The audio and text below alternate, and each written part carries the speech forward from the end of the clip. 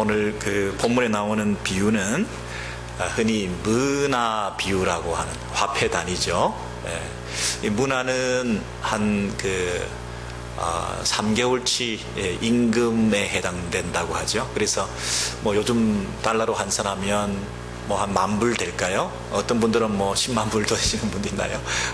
한 3개월치 임금, 그렇게 큰 돈도 아니지만 그렇게 작은 돈도 아닌 그런 문화를 주인이 종들에게 맡기고 떠난 그런 얘기예요.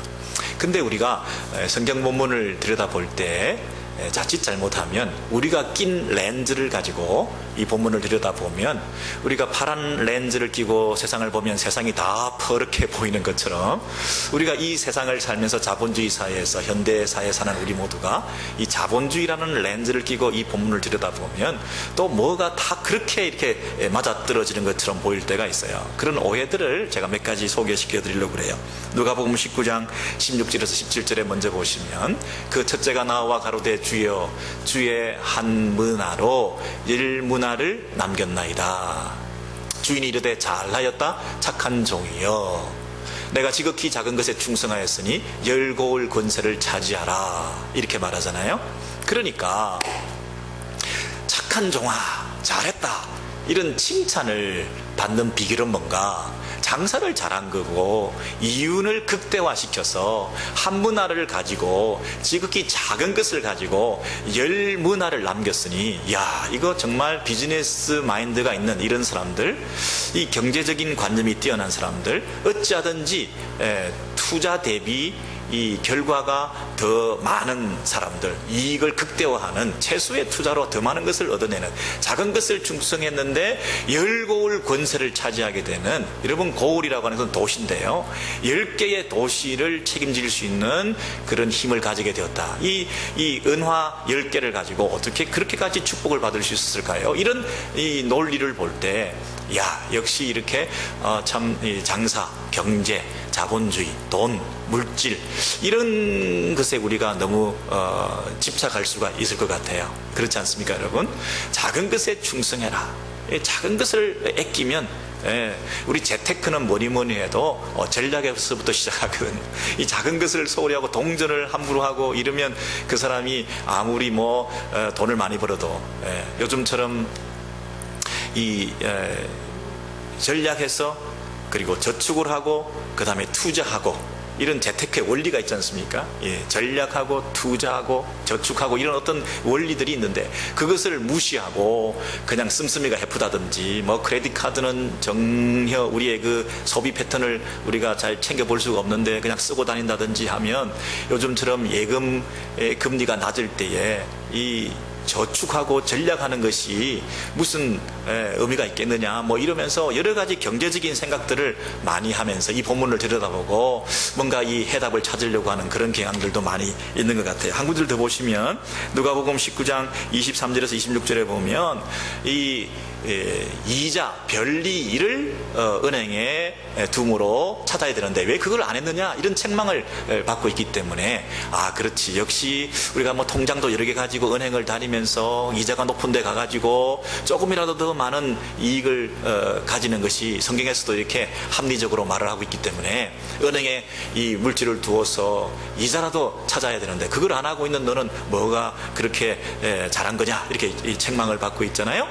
뿐만 아니라 그 뒤에 보면 그 한 문화를 빼앗아 열 문화 있는 자에게 주라, 이렇게 하니까, 아니 저 사람은 열 문화가 이미 있는데 거기에다 그 사람에게 또 한 문화를 줍니까? 내가 말하노니 무릇 있는 자는 받겠고 없는 자는 그 있는 것도 빼앗기리라. 그래서 이거는 마치 성경에서 빈익빈 부익부 현상에 대해서, 양극화 현상에 대해서 이것을 합리화하고 정당화시키는 성경 본문이 떡하니 이렇게 나와 있으니까, 아니 지금 처음에 한 문화를 받았죠. 근데 이 사람은 한 문화 받아서 열심히 일해서 열 문화를 만들었고, 이 사람은 한 문화를 받아서 그대로 두었더니 한 문화밖에 없으니까 이 열 문화 가진 사람한테 이 한 문화를 줘라 그래서 열한 문화, 12문화가 된 거죠. 이 사람은 하나도 없는 거예요 지금.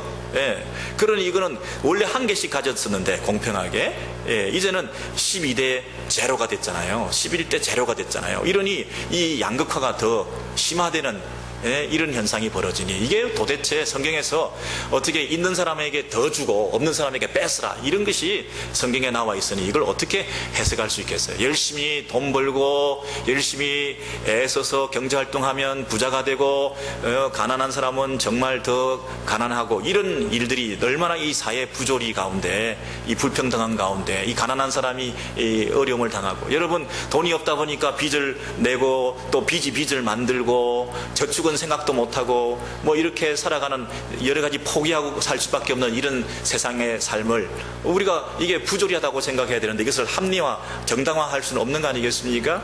아니 불로소득 그다음에 뭐 부동산 이런 어떤 이 임대소득 이런 걸 가지고 계속 돈이 돈을 만들고 빚이 빚을 만들고 이렇게 양극화가 심화되는데 양극화란 말도 틀린 말 같아요 요즘은.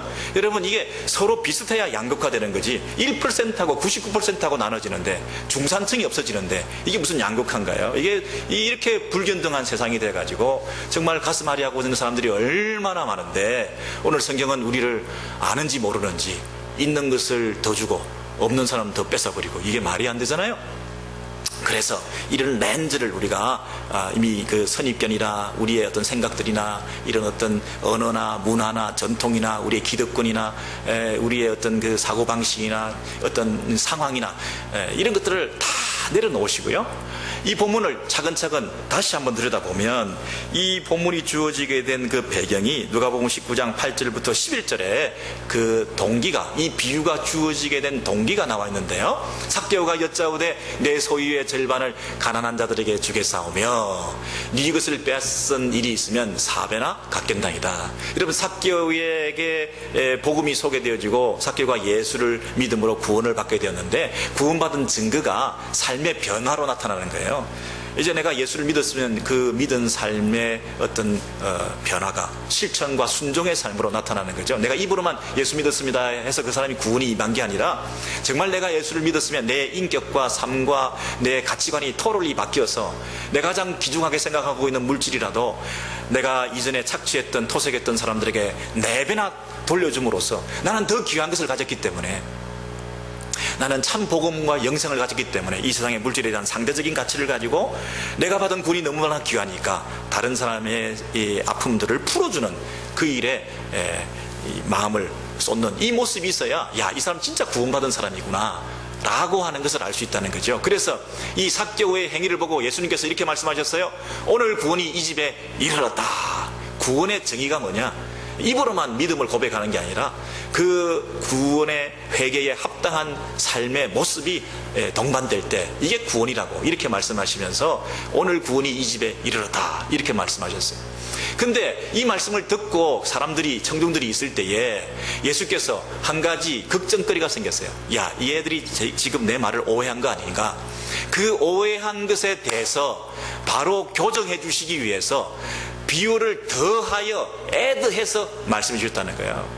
그러니까 지금까지 하신 말씀이 사람들이 오해할 수 있으니 그 말씀에 보태어서 애드해서 온전한 진리를 전달해 주기 위해서 말했는데 그 이유가 뭐냐? 이는 자기가 예루살렘에 가까이 오셨고 그들은 하나님의 나라가 당장에 나타날 줄로 생각함이더라 그랬어요. 여러분 11절까지 이것이 비유의 배경이에요. 이 문화 비유를 12절부터 주시는데요. 그 비유를 주시게 된 그 비유를 애드해서 더해서 가르쳐 주시게 된 것은 이 사람들이 지금 예수께서 구원이 이 집에 임했다. 당장 임했다.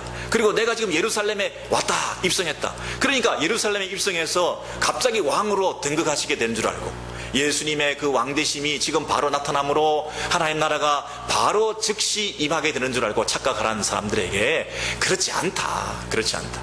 내가 갔다가 다시 돌아올 때 진정한 왕으로 돌아오게 될 것이다. 초림과 재림이라고 하는 것이 있다. 내가 지금 예루살렘에 입성하는 것은 너희들이 바라는 정치적인, 국가적인, 장소적인, 현실적인 그런 메시아가 왕이 되는 것이 아니라 내가 예루살렘에 들어가는 것은 바로 죽기 위해서 들어가는 것이다. 우리의 싸움의 대상은 로마가 아니다. 우리의 싸움의 대상은 사탄 마귀 권세를 잡은 이 세상의 공중것을 잡은 세력들과의 영적 싸움이다. 너희들에게 임하는 구원은 물질적인 구원 아니다. 너희들에게 임하는 구원은 영적인 영원한 구원이다. 너의 싸움은 로마에 있는 게 아니라 네 내부에 있는 것이다. 그러면서 이 구원의 성격을 다시 설명해 주시고, 그리고 임하게 될 하나님 나라에 대해서 실현된 종말이 아니라 유보된 종말로 앞으로 있게 되는 왕의 도래를 지금 설명해 주시고, 이제 너희들은 내가 다시 돌아올 때에 예루살렘에 들어가서 내가 십자가에 죽고 부활 승천하여 다시 오게 되는 그때까지 이 땅에서 무엇을 하고 살아야 될지, 너희가 내 나라의 백성이라면 어떻게 살아야 될지를 내가 가르쳐 줄게 라고 하면서 시작한 것이 이 비유라는 것이에요. 야, 그러면 여러분, 이 비유의 결론은 뭐겠습니까? 비유의 결론은 뭐겠습니까? 내가 다시 올 때까지 하나님 백성으로 이 땅에서 어떻게 살아야 되는가 하는 것을 가르쳐 주는 것에 초점이 맞춰져 있는 것이죠. 자, 그런 배경을 가지고 오늘 본문의 그 비유의 내용을 잠시 한두 군데 살펴보겠습니다. 너무나 많은 진리가 담겨져 있기 때문에 다 다룰 수는 없고 몇 군데만 우리가 찾아보면, 누가복음 19장 12절을 이하에 쭉 보시면, 자, 비유입니다. 어떤 귀인이 왕위를 받아 가지고 오려고 돌아오겠다고 하는 마음을 분명히 나타내고 있죠. 어떤 귀족이 이제 왕권을 자기가 위임받게 되는 그런 어떤 장소에 가서, 이게 뭐냐면 그 당시 분봉왕이었던 유대 사회를 다스렸던 이 헤롯 대왕과 그의 아들인 아켈라오, 이런 사람들이 이제 유대 사회를 다스리기 위해서는 로마 황제에게 아련하고 면담해서 승인을 받고 인정받아야 돌아와가지고 그 로마 통치의 한 영역인 유대 땅을 다스리는 왕으로 행세를 할 수 있었기 때문에, 여러분, 근데 이게 간다고 바로 왕권을 이임받아 올 수 있습니까? 가서 머리를 조아려야죠, 뭐 아부해야죠, 만나는데 일정이 바쁘다고 잘 안 만나주죠, 그리고 우리의 형편이 뭐 어떠한지 모르니까 여러 가지 뭐 뇌물도 줘야 될지 모르겠죠. 그러니까 이게 이 한국에 쿠데타 일으킨 뭐 대통령이 미국 가가지고 대통령 백악관에서 만나가지고 국제사회에 대비해가지고 이제 정치적인 지도자로 이 자기 입지를 붙이면서 대통령하고 백악관에 사진 찍은 거 사가지고 한국에서 자기의 그 정권을 강화시키는데 이용해 내려고 하는데, 백악관에서 그걸 잘 호락호락 맞아주나요? 아니, 그냥 장관이나 만나고 가라, 뭐 그럴 수도 있잖아요. 그러니까 이게 먼 나라로 갔기 때문에, 그리고 쉽게 그것이 면담이 잡히지도 않고 취소도 시켜버리고 뭐 이러니까 왕권을 받아오기가 쉽지도 않을지도 모르는 데에, 문제는 한 가지 더 뭐냐 하면, 내가 돌아올 때까지 장사를 하고 열 사람을 불러 열문화를 줬는데, 그런데 여기부터 문제죠. 그런데 그 백성들이 그를 미워하여 사자를 뒤로 보내어 이르되, 우리는 이 사람이 우리의 왕됨을 원하지 아니하나이다 라고 투서를 하고 사신을 보내가지고 해코지를 하는 거예요. 귀인이 내가 왕 되겠다고 돌아갔는데, 그 사람이 다스려야 될 백성들이 나는 그 사람이 우리 왕이 되기를 원치 않습니다라고 로마에다가 얘기를 해가지고 그 사람 왕으로 세우지 마세요, 이렇게 반대하는 세력과 그 여론들이 너무나 만만치 않은 거예요. 이런 어떤 분위기라는 거예요. 이런 분위기에서 누가 무슨 큰 상을 받으려고 스웨덴에 가 있는데, 뭐 그 스웨덴의 수도 스톡홀름에 막 편지를 보내가지고 이 사람은 그런 상 받을 자격 없습니다, 나쁜 놈입니다, 막 공격을 하고는 이런 사람들도 있잖아요. 그러니 이런 상황에서 이 상을 받고 이 왕됨을 인정받기가 쉽지 않은 이런 분위기에서, 이런 뜻이에요. 자, 그런데 그런 분위기에서 귀인이 왕위를 받아가지고 돌아왔다는 거예요. 이 귀인은 한 번도 자기가 왕이 되지 않을 거라고 생각해 본 적이 없어요. 내가 돌아올게, 장사하고 있으라. 내가 돌아올게, 장사하고 있으라. 그래서 왕위를 받아가지고 돌아왔어요. 근데 돌아온 사람이 제일 최초의 관심사는 뭐겠어요? 저 같으면 나를 반대했던 놈들 다 데리고 와가지고 투서 넣은 사람들 다 색출해가지고 저것들 다 그냥 목 쳐버리고 그냥 감옥에 넣어버리고 이럴 텐데, 그거는 둘째 관심이고요. 제일 첫 번째 관심이 뭐냐면, 내 백성들이 그동안 어떻게 장사했나, 내가 하라는 그 명령대로 어떻게 살았나, 종들이 각각 어떻게 장사했는지를 알고자 하여 그들을 불렀다는 거예요. 여러분, 각각의 저와 여러분이 들어가는 줄 믿습니다. 각각 한 사람 한 사람이 어떻게 살았는지 그게 관심이 제일 많은 거예요. 그게 궁금한 거예요. 이 왕이 제일 관심은 뭐냐면 자기 반대자를 죽이는 게 아니라요, 내 백성이 이 완악한 세상 속에서, 이 나를 반대하는 이 여론이 들끓는 세상 속에서 내 백성이 내 백성으로서의 자존심을 지키고 나에 대한 신의를 저버리지 않고 내가 명령한 그 명령을 지키면서 얼마나 장사했는지 그걸 보고 싶다는 거예요. 우리가 어느 세상에 살고 있습니까? 예수를 우리 왕으로 거절한다. 예수가 우리를 다스리기를 원하지 않는다. 여러분, 도처의 길거리마다 배내가 걸려 있잖아요. 예수가 왕권을 행사하는 걸 우리는 반대합니다. 온 천하의 데몬스트레이션이 벌어져서 지금 감히 우리가 예수, 기독교, 교회, 말씀 이런 얘기하기가 겁나는 세상에 살고 있잖아요. 당연한 거라는 거죠. 이 세상은 예수를 한 번도 제대로 평가해 준 적이 없습니다. 이 세상은 한 번도 예수를 진정한 왕으로 그 통치를 인정해 준 적이 없습니다. 이 세상은 원래부터 예수가 우리 왕 되는 걸 원치 않습니다 라고 하는 세상 속에 우리가 살고 있어요. 그런데 그 예수께서 떠나시면서 당신의 종들을 부르셔서 각각 내 사업을 하라, 나를 믿고 내 비즈니스를 해라, 한 사람 한 사람에게 명령을 주시고 사명을 주시고 책임을 맡기시면서 내가 너를 신뢰한다. 힘들 것이다. 저 들끓는 반대 여론을 봐. 뒤에서 방해하는 그 공작들을 봐. 공중거지 잡은 자들이 너희들이 나를 위해서 살려고 할 때 괴롭히고 음으로 양으로 발목 잡는 일이 얼마나 많을지 몰라. 교회라는 이름으로 복음을 전하며 선교라는 이름으로 주의 종들이 나가서 일할 때에 핍박과 박해가 많을 것이야. 여론은 너희들 편이 아니야. 그런데 내 명령대로 나를 신뢰하고 나는 왕으로 돌아올 것이기 때문에 세상 사람들은 나의 왕됨을 거부하지만 너희들은 나의 왕되심을 인정하고 그 왕의 통치를 인정하고 받으면서 한 번도 나를 잊지 말고 내가 맡긴 그 사명을 따라 순종해가는 삶을 살아갈 때 내가 너를 인정할 것이야. 여러분, 우리는 이러한 하나님의 부르심 앞에 서 있는 것입니다. 제가 여러분에게 묻고 싶습니다. 여러분은 예수님을 왕으로 인정하십니까? 여러분은 예수가 나의 왕됨을 자랑하고 있습니까? 여러분은 그 예수께서 결국에는 왕권을 위임받아 재림주로 이 땅에 오셔서 세상을 심판하시는 예수 그리스도의 재림의 그날이 있다는 것을 확실히 믿으십니까? 정말 그분이 왕으로서 다시 오실 것을 믿는다면 우리가 이 땅에서 살아가는 삶의 모습은 어떠할까요? 여러분, 우리가 살아가는 삶이 현재 이 모습을 보면 우리가 정말 예수를 왕으로 모시고 있는가? 그 예수가 왕으로 다시 영광 중에 나타나실 것을 과연 진짜 기대하고 있는가? 아닌 것 같아요. 여러분, 솔직히 고백하십시다.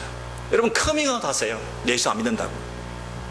난 교회 나와 앉아있지만 사실은 이민사에서 교회 나와 앉아있지만 사실은 나 예수 안 믿어. 솔직히 얘기하는 게 낫지 않겠어요? 나는 예수 재림 못 믿어.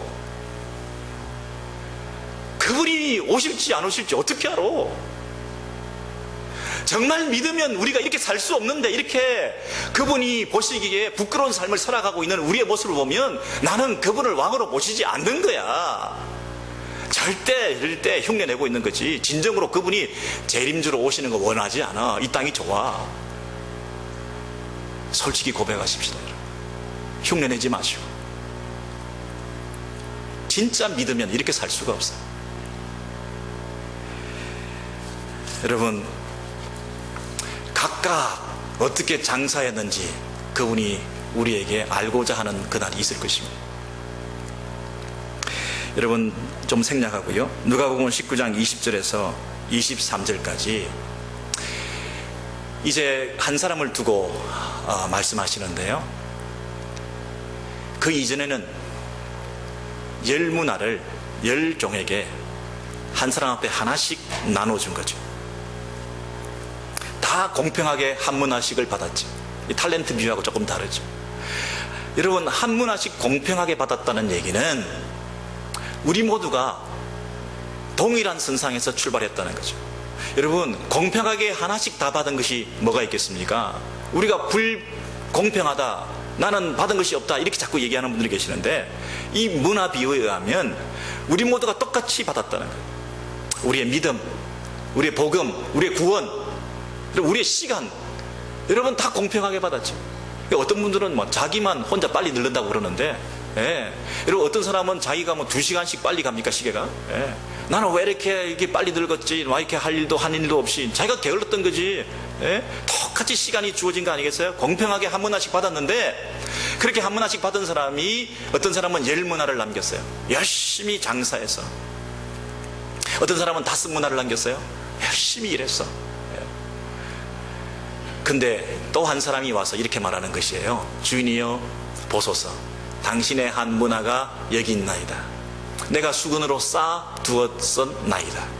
주인이 이르되, 악한 종아. 여러분, 이 본전을 남겨놨는데, 잘 보관해놨는데, 아무데나 내팽개쳐 둔 것도 아니라 잘 감춰서 이렇게 쌓아놨는데 왜 이걸 악한 종이라 얘기하나요? 내가 너의 말로 너를 심판하노니. 우리가 자본주의적인 렌즈를 가지고 보니까 10문화, 와 잘했다. 5문화 잘했다. 한 문화밖에 그냥 그대로 본전을 갖고 온 사람은 약간 놈아, 이렇게 얘기하는 줄 알았는데, 결과를 보고 이유를 남기는 것을 보고 책망 맞는 줄 알았는데, 알고 봤더니 너의 말로 너를 심판했다. 네 말 속에 담기는 내게 대한 태도, 너의 말 속에 담겨있는 나를 향한 믿음, 신뢰, 너 말 속에 담겨있는 나와의 관계성, 이런 걸 보면서 내가 너를 심판하겠다고 말씀하시는 거죠. 하나도 남기지 못했기 때문이 아니라 너의 그 태도, 너가 가진 그 주인에 대한 너의 그 마음속에 있는 생각, 그 생각이 말로 표현돼서 내가 지금 이렇게 얘기를 하는데, 내가 너의 말로 너를 심판하겠다. 너는 내가 두지 않은 것을 취하고 심지 않은 것을 거두는 엄한 사람인 줄로 알았느냐? 그러면 어찌하여 내 돈을 은행에 맡기지 아니하였느냐? 아니, 예수님께서 이 이자라도 챙겨 먹는 악덕 업주란 말입니까? 고리대금 업자란 말입니까? 왜 내 돈을 은행에라도 맡기지 아니하였느냐? 그리하였으면 내가 와서 그 이자와 함께 그 돈을 찾았으리라. 이렇게 말씀하시는 의도가 그 이자와 함께 그 돈을 찾았으리라. 이 얘기가 무슨 얘기입니까, 여러분? 이 한 사람은 이 한 문화를 보자기에 다 싸놓고 이것을 내팽개쳐 두고 있었습니다. 이 한 문화를 가지고 주님은 장사를 하라 했습니다. 그 얘기는 뭐냐 하면, 왕되심을 거절하는, 예수가 왕되신 사실에 대해서 거절하는 이 세상 가운데서 예수 이름을 걸고 비즈니스 하는 것이 두려웠다는 거죠.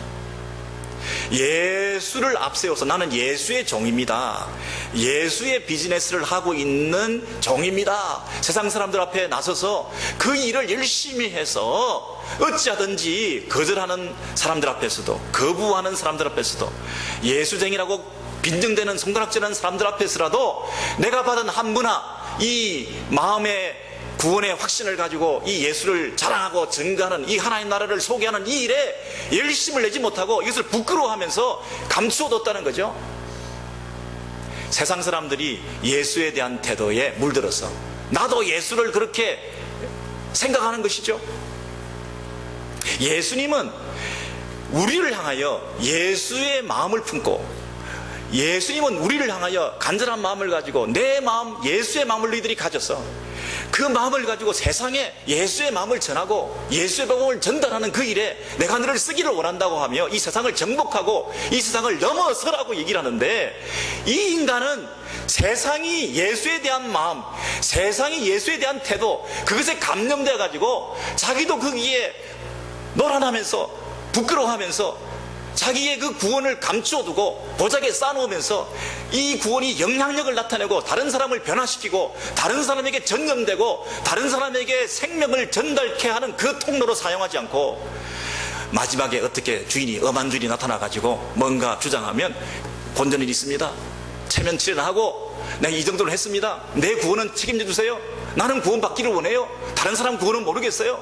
예수의 비즈니스에 동참해서 선봉장에서 주님의 복음을 전하는 그 일에 앞장서서 열심을 달려가는 하나님의 종이 아니라 그저 나은 몸의 일신을 안일하게 살리기 위해서 만일의 어떤 경우에 안전장치로 그냥 싸나운 것밖에 없죠. 원금까지 내놔라, 원금까지 날리고 나면 욕먹을 거니까. 예수님께서 오시는, 왕으로 오시는 확신이 있다면 이렇게 살 수 없는 거죠. 그러니 주님이 뭐라고 그랬습니까? 내 비즈니스에 정말 관심이 있으면 네가 병들고 힘들고 아프고 꼼짝 못하고 운신을 못해서 아무것도 할 수 없는 상태라고 한다면 네가 은행에 가서 내 비즈니스에 관심이 있으면 내가 준 그 문화를 가지고 이자라도 남겨야 네가 내 비즈니스에 동참한 거지, 내 종이지, 내 사업에 관심이 있는 거지, 나와 함께 일하는 동력자지.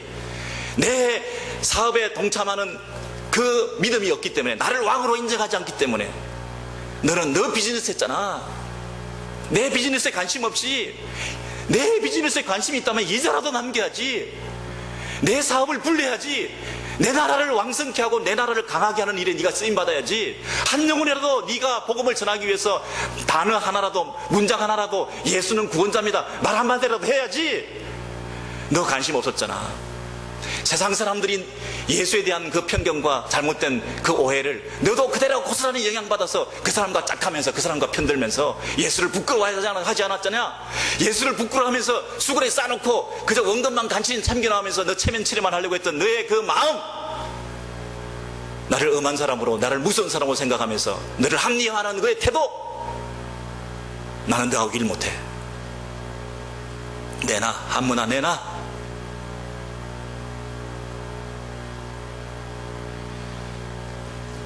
있는 자가 더 가진다. 주를 위해서 쓰기를, 그 인생을 쓰기를 원하는 사람, 주를 위해서 자신의 삶을 바치기를 원하는 사람, 예수가 왕이신 것을 인정하고 그 예수가 왕으로 오실 것을 진정 믿는다고 한다면 내가 열심을, 최선을 다해서 그분에 대한 믿음을 가지고 살아가는 것이 당연한 것인데, 그 믿음이 없으니까 나는 이 세상과 짝하고 살지 않았냐. 나를 믿지 않고 나의 왕됨을 인정하지 않는 너하고는 나는 비즈니스 할 수 없어. 너는 네 인생 가. 여러분, 이런 책망을 혹시 우리가 받아야 되지 않나요? 올림픽이 한창이던데요, 골을 넣는 사람이 계속 골을 넣었잖아요. 스파이크를 하는데요, 토스를 누구한테 해줘야 되겠어요? 헛발질하고 헛손질을 하는, 연습도 안 하고 열심도 없고 상대방에게 이롭게 하고 하는 사람에게 계속 공을 줄 수가 있나요? 금메달을 따고 승리를 하기 위해서라도 우리가 집중해야 되는 작전이 있는데요, 감독이 야 걔한테 공 줘, 성공률이 높은 사람한테 공 줘, 게으름 피우고 열심히 안 하는 사람에게 같은 편에 있다 하더라도 걔한테 공 주지 마. 여러분, 금메달 승리, 그거 올림픽, 그것 때문에라도 우리는 그 마음을 그렇게 표현하는데요, 천하보다 귀한 생명을 얻는 그 일에, 하나님 나라를 왕성케 하고 주의 나라가 복음이 전해지는 그 일에 하나님께서 전사로, 용사로 부르실 때에 아무나 세우실까요? 그 일에 관심이 있어야지. 이 일에 확실히 있으셔야죠. 이 나라에 대한 진정한 믿음이 있어야죠. 예수가 정말 내 왕이셔야 되죠. 그 사람이 전하는 복음이 확신 있게 전달되지 않겠습니까? 그런 교회에 하나님께서 사람들을 보내주지 않겠습니까? 영혼에 대한 관심을 가지고 복음을 전하는데 열중하고 그 일에 생명 걸고 우선순위를 두는 사람에게 주께서 사람들을 맡겨주지 않겠습니까? 그 일에 관심이 없는데 자기들끼리 모여서 찢고 볶고 맨날 먹고 마시고 지내고 있는데, 영혼에 대한 관심이 없는데, 새 생명과 하나님 나라의 확장에 대한 관심이 없는데, 열문화를 확장하는 데 관심이 없는데, 한문화 감싸놓고 수군에 쌓아놓고 부끄러워하며 우리가 살고 있는 이런 수준에서의 삶을 사는데 주께서 계속 당신의 일을 맡기시겠습니까?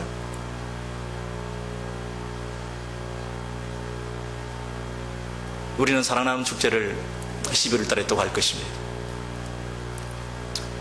연례 행사가 되기가 쉽겠죠.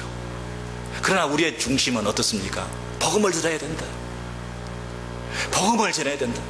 예수, 십자가, 단순 복음, 원시 복음, 이 순수 복음을 전하는 것만이 세상에서 교회가 할 일이다. 열심히 복음을 전하고 열심히 생명 살리는 그 일에 우선순위를 두고 집중하고 투자하고 헌신하는 성도들과 교회에 하나님께서 당신의 사람들을 보내주셔서 그 일을 계속하게 하시지 않겠습니까? 그 일을 하지 않는 교회에 어떻게, 그 일을 하지 않는 관심이 없는 성도들에게 어떻게 하나님께서 당신의 천하보다 귀한 생명을 맡기시겠습니까? 저와 여러분이 각각 마지막 날에 하나님 앞에 심판을 받을 텐데 어떻게 장사했냐? 또 많이 벌었습니다. 그게 우리의 심판의 기준이 되지 않지 않습니까? 우리가 가진 물질, 시간, 하나님께 주신 은혜, 그것들을 가지고 어떻게 주의 복음을 전하는 그 일에, 하나님 나라가 확장되는 그 일에 내 마음을 쏟아드죠. 전도하는 사람이, 영혼에 대한 열정이 있는 사람이 전도를 하게 되는 것이고, 선교하는 사람이 자꾸 선교지 가게 되는 것이고, 영혼에 대한 관심이 있는 사람이 주를 위해서 살게 되는 것이지, 그거 감춰놓고 나는 구원은 받았으니까 보자기 싸놓고 자기 비즈니스 열심히 하고 있는 사람들에게 하나님께서 사람들을 보내주시겠습니다. 마지막 날에 우리 주님 앞에 설 때 얼마나 부끄러운 수치를 당하겠습니까? 회계장부를 꺼내라. 여러분, 지금 예수님께서 그들에게 각각 너희 장사한 것을 보자, 이 얘기는 이윤을 얼마나 남겼느냐 그 얘기하는 게 아니에요. 얼마나 이 세상이 예수를 부인하고 예수를 거절하는 삶 가운데서 네가 예수의 종으로 얼마나 사람들을 만나고 다니면서 열심을 다했느냐, 그걸 보기를 원하시는 거죠. 어제 우리 결혼식이 있었는데요, 그게 이 음식 배달하러 온 형제 자매들이 있었어요. 제가 이름을 밝히지 않습니다만 너무 열심히 일하는데 보니까 신앙이 없는 것 같아요. 그래서 제가 계속 작업을 했어요. 작업을 했어요. 예? 여러분, 작업을 해가지고 전화번호 다 따냈어요. 예. 제 마음에 LA 멀리 살고 우리 교회 나올 가능성이 전혀 없어요. 그러나 제가 회계장부에 기록해야 될 사람의 이름이 있는 거예요. 연락하고 전화하고 만나고 밥 사주고, 그래서 이 사람과 교제를 통해서 주님께로 인도하는 그 일에 내가 장사해야죠. 어떻게 그렇게 만난 사람을 소홀히 그냥 대충 내보낼 수가 있어요? 우리 교회까지 온 사람을 어떻게 예수 믿는지 점검도 안 하고 그냥 아무렇게나 밥하는 사람이라고 내보내고 끝나고 그럴 수가 있어요? 때를 얻었든지 못 얻든지 열무나 얻기 위해서 만나는 사람마다 열심을 다해야 되지 않겠습니까? 여러분, 좋은 물건을 가지고 세일즈 하시는 분들 보세요. 얼마나 확신에 찼어. 이 물건을 써보니까 얼마나 좋은지 몰라요. 여러분, 그들이 가지고 있는 이 체계, 관계망, 이런 조직표, 이 전략, 여러분 그 열심, 그들이 세일즈하기 위해서 보이는 그런 이 모습들을 보면서 우리는 얼마나 부끄러운지 몰라요. 여러분, 복음 전하기 위해서 그 관계망들을 이용해서 그들에게 결국에는 복음을 전하고 있습니까, 여러분? 여러분이 직업이 의사인데 여러분이 의사활동을 잘해가지고 사람을, 생명을 연장시켜주는 그 일을 함으로써 참 귀한 일을 하는 거죠. 그럼 그게 다라면 과연 하나님 나라의 사업과 하나님의 예수 그리스도의 이 비즈니스와 무슨 상관이 있습니까? 여러분이 의사가 아니라 하더라도 한 사람에게 생명을 전하고 복음을 전해서 그 사람 한 사람이 살게 하면 이 세상에, 이 인류 역사에 있었던 모든 의사가 연장시켜준 그 생명의 기간을 다 더한 것보다 여러분이 한 사람을 구원해서 한 사람이 영원히 살게 한 그 한 사람의 구원의 생명의 기간이 더 길다는 사실을 생각할 때, 의사가 육체의 생명의 기간을 연장해 주지만 금방 죽고 말 텐데 그거 다 더해도 한 사람 살려서 영원히 살게 한 그 일이 더 귀한데, 그렇다면 우리가 의사라면 육체의 생명의 건강의 상태를 유지하고 관리해 주는 것 이상으로 어찌하든지 섬김을 통하여 그가 예수께로 나아갈 수 있도록 예수 비즈니스에 생명 살리는 그 일에 헌신해야 되지 않겠습니까? 그게 인생의 목표가 되지 않겠습니까? 그게 마지막 결선할 때 제일 중요한 잣대가 되지 않겠습니까? 정말 우리 자녀들이 이 땅에서 무엇을 위해서 살아가기를 원하십니까? 여러분의 남은 생애가 얼마 남지 않았는데 그 남은 기간 동안에 결산할 그분 앞에서 우리가 내어놓은 올 것을 무엇으로 드려질 수 있겠습니까? 사랑하는 축제가 이제 11월 달 카운트다운에 들어갔습니다. 이게 귀찮은 연례 행사입니까? 주께서 우리가 그 일에 열심히 할 때 우리를 통해서 그 일을 하게 하시고 그 사역을 잘 감당하는 그 교회에 사람들을 보내주셔서 한 영혼이라도 살리는 그 일에 우리의 마음을 토해놓고 동력하는 이런 즐거움이 있을 때 이 문화의 비유가 오늘 우리에게 주어진 그 의미가 있지 않겠습니까? 여러분, 조금만 더 열심을 내었으면 좋겠어요. 제가 한 사람을 소개시켜드리겠는데요, 이 일본에 있는 유명한 한 그 장애인 시인 미즈노 겐조라고 하는 사람이 있습니다. 이분의 별명은 눈 깜빡이는 시인 미즈노 겐조예요. 그 앞에 있는 형제가 47살에 세상을 떠났어요. 47년 동안 이 땅에 살았는데요, 18세, 17세부터 예수를 믿기 시작해서 그가 시를 썼어요.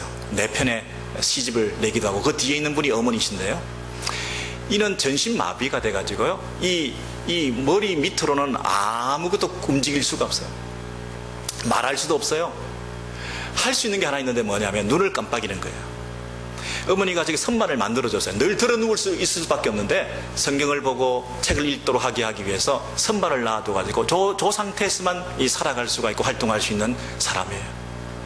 근데 이분이요, 예수를 알게 되고 복음을 알게 되어서 이제 주께서 나에게 주신 그 은혜와 사랑에 감격해서 이것을 표현해야 되는데, 내가 믿는 예수를 증거하고 자랑하고 전달하기를 원하는데요, 나같이 꼼짝 못하고 움직이지도 못하고 아무것도 할 수 없는 이 인생이 과연 주를 위해서 어떻게 살 수 있을까 생각하다가 그 마음을 시로 표현하게 되었어요. 짧은 문장들로.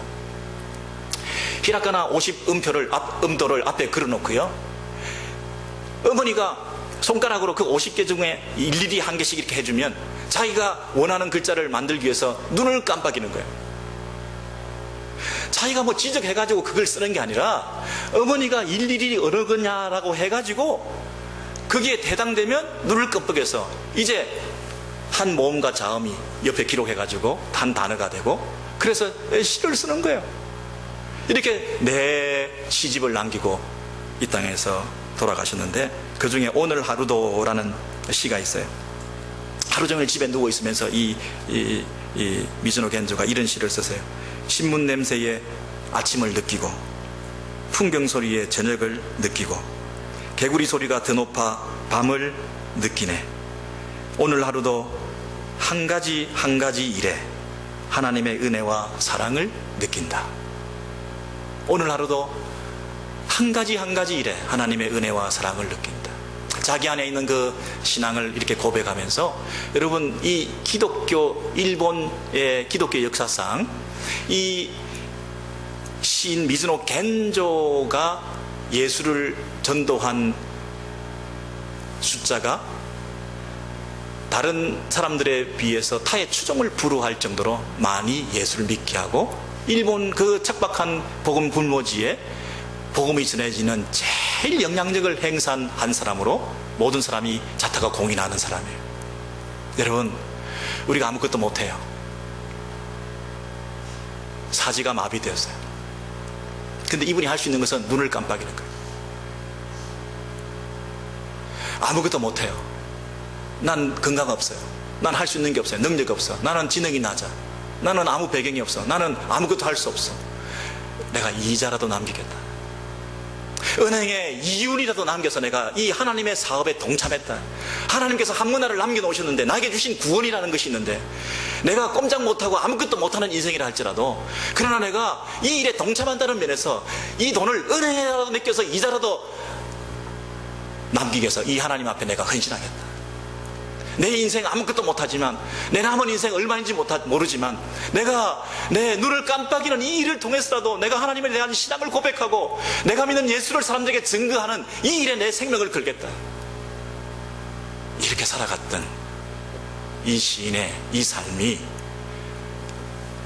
이자라도 남긴 인생이 아니라 열문화를 남긴 인생으로 하나님께 축복을 주지 않으셨습니까? 여러분, 우리는 사지 멀쩡해서 우리가 할 수 있는 일이 너무나 많이 있는데, 입을 열면 복음을 전할 수 있고, 마음을 열면 이 복음을 소개할 수 있고, 눈을 열면 주님을 향하여 함께 찬양하고 손잡고 나아갈 수가 있고, 손을 올리면 음식을 만들어 그들을 대접할 수가 있고, 이 세상이 예수가 왕 되는 것을 거절합니다. 곳곳에 현수막이 걸려 있지만 나는 예수가 왕이심을 믿습니다. 나는 예수의 제자인 것이 부끄럽지 않습니다. 나는 내 복음을 수군에 싸가지고 감춰놓지 않겠습니다. 나는 이것을 가지고 내 형편이 어떠하든지 주님을 증거하기 위해서 열심히 노력하겠습니다. 믿음을 가지고 열심을 가지고 최선을 다해서 애쓰고 수고하는 그런 삶을 살아갈 때에 주께서 우리를 칭찬하시고 착하다, 충성된 종아 인정해 주시는 그런 역사들이 우리 가운데 있게 될 줄로 믿습니다. 저와 여러분이 이러한 삶을 진정 이러한 삶을 살아가는 축복이 넘치시기를 소원합니다.